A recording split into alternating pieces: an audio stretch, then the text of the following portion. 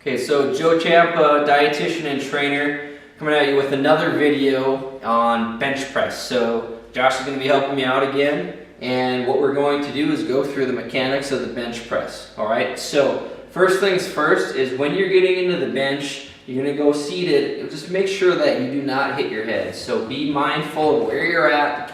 Watch out, make sure the bar is far enough away from your head as you lower, okay? So first thing is going to be grip position. So if you are a, let's say 5'9" or bigger, typically a little bit wider frame, you're gonna have a little bit wider grip. If you're a narrow frame person, you're gonna have a little bit narrow grip, depending on what kind of angle you're gonna produce. So same thing as a squat, you're going to make sure that your hand placement is the same on either side, okay? Also, one thing to look at before you even rack, that your feet are stationary on the ground. So depending on, I would typically want your feet to be flat, but sometimes I will actually be up on my toes, and as long as my low back is in the bench, but that I'm stationary the whole time. Okay, so we do not want our feet moving anywhere, not lifting off, so they're either flat or on your tippy toes, kind of depending on what goal you have. All right, so Josh is going to rack or unrack the bar. Okay, so a big thing that I see is that people will very well extend their wrists. Okay, so excessive extension. So Josh maybe will be neutral or slightly extended, okay? That's gonna be about as far as he's gonna go. Okay, so now shoulder position. You want to have your shoulders depressed and retracted, okay? You don't wanna have them up in your ears or anything like that, okay? So they are down and pushed back. So Josh is gonna lower nice and slow, right about to that nipple level, okay? Now sometimes depending on where you're at with your anatomy and your chest cavity, you might go all the way down.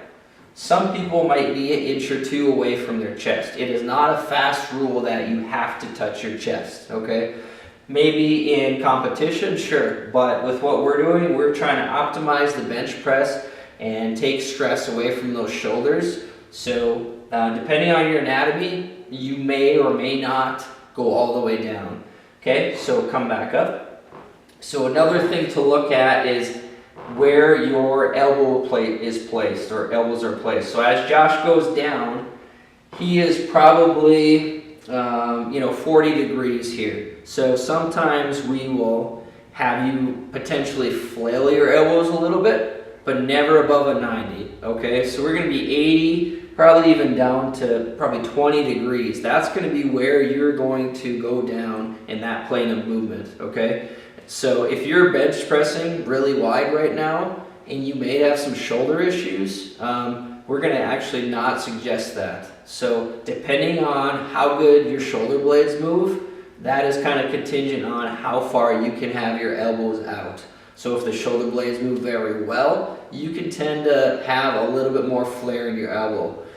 If they don't, we're going to suggest that your arms are a little bit closer to your side. So let's do a couple reps, Josh. So wrist slightly extended, controlling down, and then powering up. Notice as Josh powers up, he does not move his shoulders or extend his shoulders this way, okay? So they are retracted, I guess protracted the shoulders. As he comes up, he does not protract his shoulders or let them fly up. So do it the wrong way, Josh, here. So he's gonna go down and then he's gonna come up and his shoulders are way out in front of his chest. So they're protracted. We wanna avoid that. Okay, let's do a few more.